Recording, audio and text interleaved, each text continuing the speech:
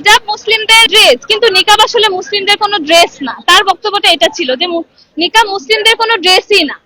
এখন হিজাব বলতে বা নিকাব বলতে আসলে উনি কি বোঝাতে চেয়েছেন, মানে উনি মূলত যেটা বোঝাতে চেয়েছেন সেটা হচ্ছে এরকম যে মুখ মুখমণ্ডল হচ্ছে ঢেকে রাখা। এখন আমরা তো জানি সবাই কোরআন হাদিসের আলোকে একজন মুসলিম হিসেবে যদি কেউ পরিপূর্ণ পর্দা মেনটেন করতে চায় তাহলে সে তার মুখমণ্ডল ঢেকে রাখবে।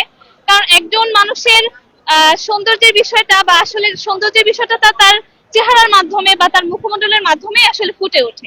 তাহলে কেউ একজন মুসলিম হিসেবে যদি পরিপূর্ণ পর্দা মেনে চলতে চায় এবং সেটা তার সংস্কৃতির বা ইসলামী সংস্কৃতিকে সে ধারণ করে যদি কেউ মনে করে যে না সে পরিপূর্ণভাবে পর্দা মেনটেন করবে, তাহলে এখানে তো আসলে বাধা দেওয়ার মতো মানে কারো কোনো কিছু থাকার কোনো বিষয় না। কিন্তু আমরা দেখছি যে আমাদের দেশে আমরা জানি যে বেশিরভাগ হচ্ছে মুসলিম অধ্যুষিত একটা দেশ। তো এই দেশে আমরা জানি যে এখানে হিন্দু, মুসলিম, বৌদ্ধ, খ্রিস্টান সব ধর্মের মানুষই আসলে বসবাস করে। আমরা সবাই চাই একটা সম্প্রীতির দেশ গড়ে উঠুক, এখানে সবাই মিলেমিশে বাস করবে এবং যার যার ধর্ম শেষে পালন করবে। এখন অন্যান্য ধর্মের এবং অন্যান্য সংস্কৃতির কোনো বিষয় নিয়ে আসলে কখনো এরকম বড় বড় ইস্যু আমরা কখনোই দেখিনি যতটা আমরা দেখি যে হিজাব এবং নিকাব ইস্যু নিয়ে।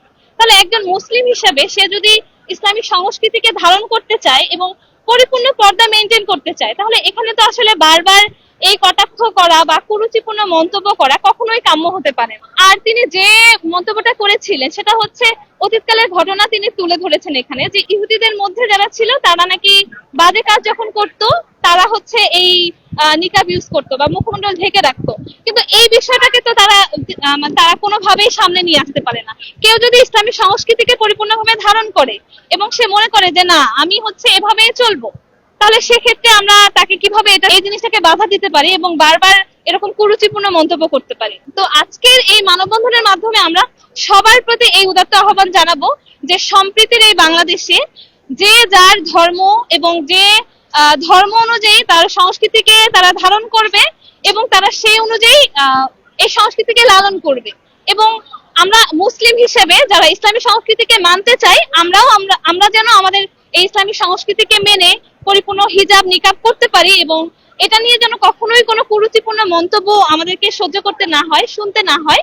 এটার জন্য আমরা সবার প্রতি উদাত্ত আহ্বান করব এবং সবাইকে বলবো যে আমাদের প্রতি সহমর্মী হতে, এরকম কুরুচিপূর্ণ মন্তব্য আর কখনোই না করতে।